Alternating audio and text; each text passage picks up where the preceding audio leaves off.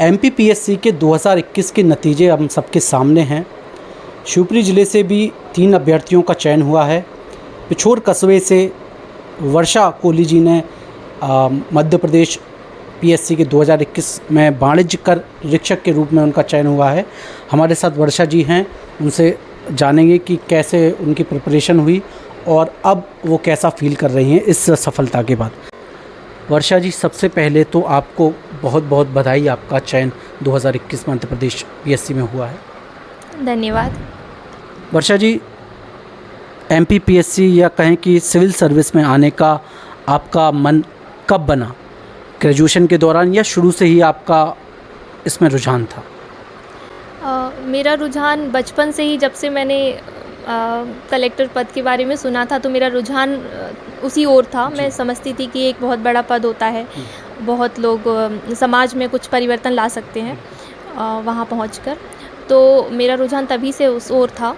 उसके बाद फिर मैंने ग्रेजुएशन के स्तर से, फिर मैंने जब मैं ग्रेजुएशन में बीए कर रही थी तो उस दौरान फिर मैंने अपनी तैयारी, यूपीएससी की तैयारी प्रारंभ की थी। तो आपने कोचिंग उस समय से ही शुरू कर दी थी? हाँ, मैंने कोचिंग की भी मदद ली थी और उसके बाद फिर मैंने एमपीपीएससी पर की जो एग्ज़ाम्स दिए उसके लिए मैंने सेल्फ भी तैयारी की। थोड़ा सा आपके पारिवारिक पृष्ठभूमि के बारे में बात करते हैं। कहाँ से शुरुआती प्राथमिक शिक्षा हुई आपकी? मेरी प्राथमिक शिक्षा तो मेरे ग्रामीण परिवेश से ही हुई। हम सेमरी ग्राम के निवासी हैं, तो मैं जब हम लोग ग्राम में निवास करते तो वहाँ पर जो शासकीय स्कूल है, प्राथमिक स्कूल है, मैं उससे ही मैंने अपनी प्राथमिक शिक्षा पूरी की। उसके बाद 7th क्लास में हम लोग जब पिछोर शिफ्ट हुए तो हमने यहाँ से सरस्वती शिशु मंदिर स्कूल से मैंने अपनी 8th, 9th और 10th तक की शिक्षा मैंने वहाँ से की। उसके बाद 11th और 12th में मैंने शासकीय कन्या उच्चतर माध्यमिक विद्यालय से मैंने 12th पास किया। जैसा कि आपने बताया कि आपकी ग्रामीण पृष्ठभूमि में आपकी शुरुआती शिक्षा हुई है। आपके परिवार के बारे में थोड़ा बात करते हैं। माता पिता क्या करते हैं और कैसे उनका कितना योगदान रहा आपको इस तरफ पुश करने में? मेरे माता और पिता दोनों शासकीय प्राथमिक शिक्षक हैं और जब से उन्हें भी मेरे सपने को, जो मैंने सपना देखा उसे पूरा करने में उन्होंने अपना जी जान लगा दिया। उन्होंने कोई भी कसर नहीं छोड़ी, हर तरफ से उन्होंने मुझे मदद की और जो भी मतलब जो भी जिसी भी प्रकार का सहयोग हो सकता था उन्होंने किया। और जब भी मैं मानसिक तनाव भी मुझे होता था, मैं लगातार असफल होती थी, अगर मेंस में मैं फ़ेल होती थी तो वो मुझे हिम्मत देते थे हमेशा कि नहीं तुम कर सकती हो। मुझे आत्मविश्वास जो मेरे अंदर आया वो उन्हीं के कारण है। अच्छा, तो आपका कौन सा अटेम्प्ट था ये जो 2021 का आपने दिया था?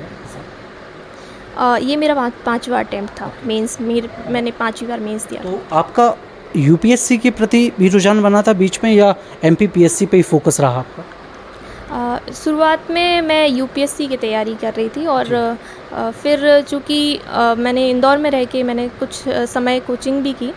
उसके बाद जब मैंने एमपीपीएससी के एग्ज़ाम दिया और मेरा प्री क्वालिफाई हुआ तो फिर मैंने मेंस के एग्ज़ाम दी और फिर मेरा फोकस जो है वो एमपीपीएससी की तरफ आ गया। और फिर थोड़ा सा एमपीपीएससी की जो परीक्षा है वो बहुत जटिल मानी जाती है, उसको थोड़ा सा ब्रेक करते हैं। शुरुआत में आपने जैसा आपने बताया कि आपने कोचिंग का आपने शुरू में स्टार्ट की कोचिंग लेना, तो कोचिंग से आप क्या समझती हैं कितनी हेल्प होती है? क्योंकि कई जो अभ्यर्थी रहते हैं उनके दिमाग में कहीं ना कहीं ये मिसकंसेप्शन रहता है कि सेल्फ स्टडी करें, क्योंकि अब काफ़ी मटेरियल ऑनलाइन भी अवेलेबल है, या फिर कोचिंग के थ्रू ही एग्ज़ाम में शुरुआत करें। तो आप क्या मानती हैं इस बारे में? मैं मानती हूँ अगर आप में हौसला है और आप सही दिशा में हैं तो हमें कोचिंग एकमात्र ऐसी रामबाण उपाय नहीं है। आप स्वयं तैयारी कर सकते हैं, क्योंकि उस समय ऑनलाइन कंटेंट उतना उपलब्ध नहीं था। जब मैंने तैयारी प्रारंभ की थी उस समय ऑनलाइन सुविधा उतनी नहीं थी। फिर इसलिए मतलब उस समय मैंने मदद ली, मुझे अच्छा मार्गदर्शन भी मिला। पर अभी के अभ्यर्थियों के लिए मैं ये ही सजेस्ट करूँगी कि आप अगर किसी कोचिंग की मदद ले सकते हैं तो लीजिए, लेकिन अगर आप ऑनलाइन जो सुविधा है, आप सेल्फ स्टडी के ज़रिए, आप ग्रुप स्टडी के ज़रिए भी आप एग्ज़ाम क्लियर कर सकते हैं। आप बस सही दिशा में आगे बढ़ते रहिए। एक और सवाल रहता है कई अभ्यर्थियों के दिमाग में कि इस प्रकार की जो परीक्षाएं रहती हैं, खासकर सिविल सर्विसेज की, उनमें कितने घंटे स्टडी को दिया जाए। तो आपने कितना समय अपना इसमें दिया, और आपको क्या लगता है ये घंटों में जो बांट के देखा जाता है वो कितना सही है? हाँ, कहा जाता है कि 8 घंटे 10 घंटे पढ़ते हैं बच्चे, एस्पिरेंट्स जो है यूपीएससी की तैयारी करते हैं, 12-14 घंटे पढ़ते हैं। पर मेरा ये रहता था कि मैं जितना भी पढूं वो मुझे बस याद होना चाहिए, मैं अपना आउटपुट अच्छा दूं। उसके लिए ज़रूरी नहीं है कि मैं 8 घंटे, मैं शायद कभी 10 घंटे तक तो मैं नहीं पढ़ी हूँ। मैं मोस्टली 4-6 घंटे की सिटिंग लगाती थी डेली, और कभी कभी वो भी नहीं हो पाता था, क्योंकि जब मैं जॉब में थी उस दौरान भी मैंने कई बार मेंस लिखा है, मेंस के एग्ज़ाम दिए हैं, तो मैं समय कम दे पाती थी। तो रात के समय जब जो भी सूटेबल टाइम मुझे लगता था, जब मैं ज़्यादा फोकस कर पाती थी, जैसे मैं रात के समय ज़्यादा फोकस्ड होकर स्टडी कर पाती थी, तो मैं रात में 3 घंटे 4 घंटे का समय ही निकालती थी और उसमें अपना 100% देती थी। और एग्ज़ाम में एक बहुत इम्पोर्टेंट माना जाता है राइटिंग स्किल्स को।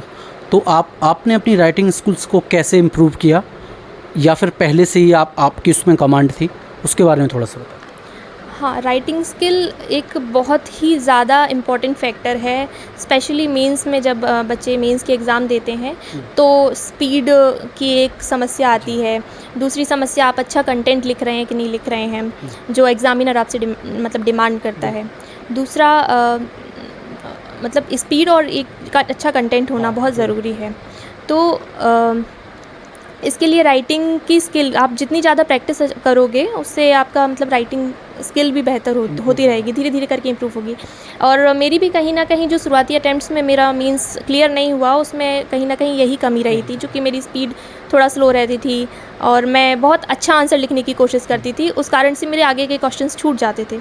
तो फिर मैंने धीरे धीरे करके अपनी गलतियों को भी सुधारा, और उसमें फिर मुझे वही मैं पूछना चाह रहा हूँ कि राइटिंग स्किल्स को आपने कैसे सुधारा?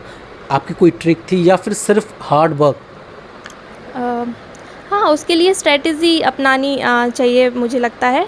हार्ड वर्क तो होता ही है, पर स्मार्ट वर्क मुझे लगता है वो ज़्यादा अब के ज़माने में ज़्यादा इम्पॉर्टेंट है। क्योंकि जैसे हम देखेंगे कि हमारा जो क्वेश्चन पेपर होता है उसमें 3 तरह के क्वेश्चंस आते हैं। शॉर्ट आंसर्स रहते हैं, फिर मीडियम आंसर्स रहते हैं, और देन फिर लॉन्ग आंसर्स रहते हैं।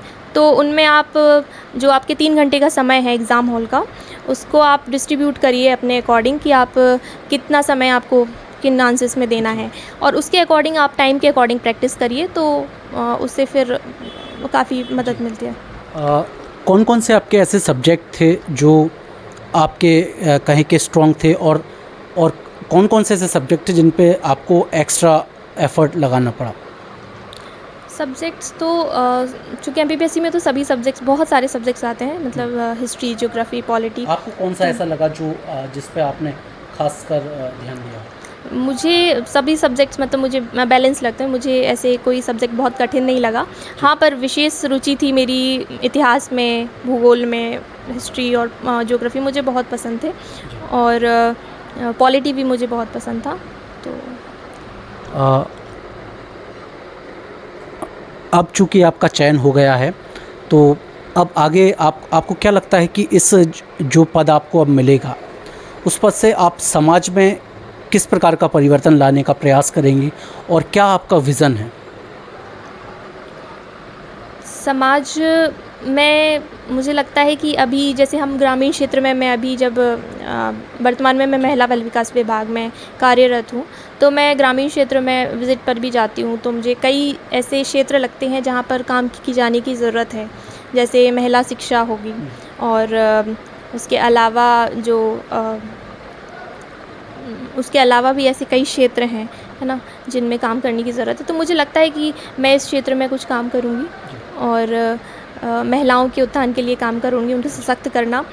जैसे कुछ कुप्रथाएं हैं, बाल विवाह है और घरेलू हिंसा है, इन विषयों पर मैं चाहूँगी कि मैं कुछ काम कर सकूँ। इंस्पिरेशन आपका कोई रहा हो, ऐसा कोई था इंस्पिरेशन रहा हो एग्ज़ाम, क्योंकि इंस्पिरेशन कहीं ना कहीं शुरुआत में ज़रूर इस इतने क्योंकि टफेस्ट एग्ज़ाम माना जाता है तो इंस्पिरेशन की बहुत ज़रूरत है, तो ऐसा कोई आपका इंस्पिरेशन रहा इस फील्ड में आने के लिए?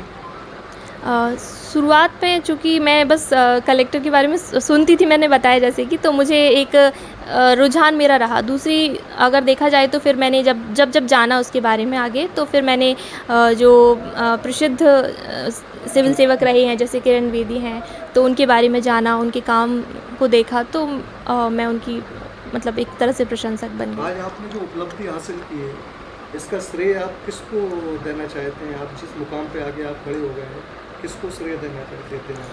मैं मेरे माता पिता को, सबसे पहले मेरे माता पिता को श्रेय देना चाहूँगी। और उन्होंने इस पूरी यात्रा में एक धैर्य बना कर रखा। मेरे से ज़्यादा जो धैर्य था वो उन्होंने बना के रखा। और उसके अलावा मेरे सभी गुरुजनों का, उनका जिन्होंने मुझे पढ़ाया स्कूल के समय और कोचिंग के समय, और भी आगे जिनकी मुझे मदद मिली, मार्गदर्शन मिला। और उसके अलावा मेरे दोस्त हैं जिनके साथ मैं ग्रुप स्टडी करती थी, तो उससे भी मुझे काफ़ी मदद मिली। मेरे दोस्तों ने भी मेरा हमेशा हौसला बढ़ाते रहे, मेरे जो भी दोस्त रहे। इस फील्ड में जो बच्चे तैयारी कर रहे हैं, आप उनको क्या संदेश देना चाहेंगे? मैं यही कहना चाहूँगी कि आप जो भी सपना देखते हैं, चाहे वो सिविल सेवा का हो, या कोई और किसी भी क्षेत्र में आप जाना चाहते हैं, तो आप हमेशा एक आत्मविश्वास और धैर्य के साथ आप अपनी इस यात्रा में लगे रहें। और दूसरा मैं कहूँगी कि आप जो फेमस हमारी जो महान ऐसी विभूतियाँ हैं जैसे कि महात्मा गांधी हैं, अंबेडकर हैं, आप उनके विषय में पढ़िए, आप उनके जीवन के बारे में जानिए, और उनसे आपको बहुत प्रेरणा मिलेगी। आप हमेशा सीखते रहिए। और hard work and patience 2021 MPPSC में चयनित अभ्यर्थी और इनका निरीक्षक के पद पर। इस वीडियो में इतना ही। नमस्कार।